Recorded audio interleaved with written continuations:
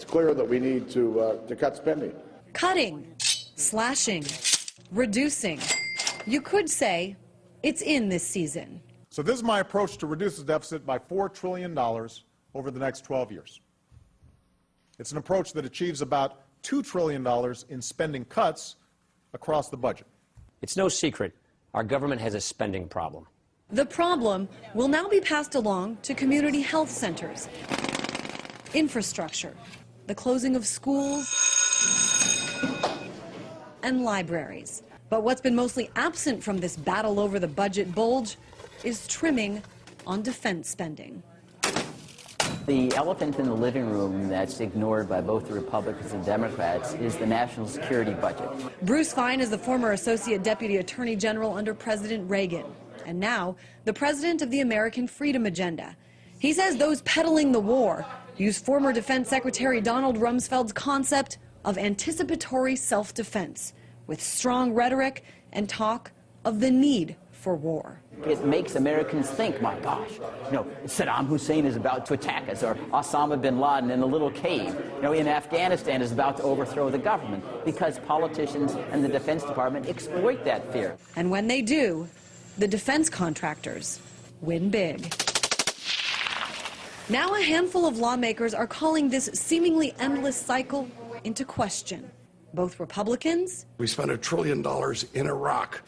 That was $1 trillion of waste. And Democrats. We can have health care for all, or we can have war. We can have education for all, or we could have war. The budget bill before the House this week calls for the complete elimination of mortgage counselors, those people that help the 5 million Americans facing foreclosures. The price tag, the same as funding 8 hours of U.S. operations in Afghanistan. A $400 million cut in heating assistance for low-income homeowners, the cost of 1.5 days of the war in Afghanistan. And a $500 million cut in nutritional assistance to women, infants, and children, the cost of 2 days of that war.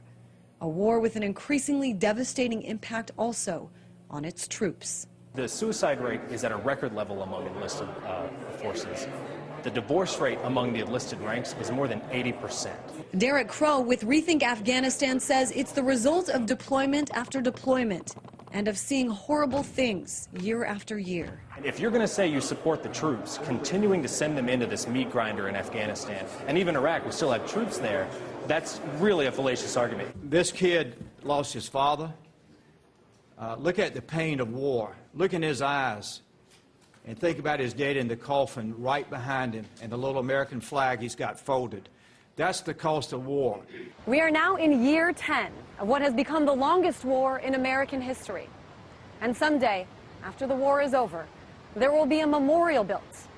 If it were built today, there would be 6,000 names on it already.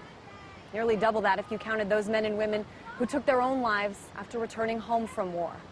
But unlike World War II, which is the memorial where I'm standing now, it is unclear the list of reasons that will be given for why we went to Afghanistan, why all that money was spent.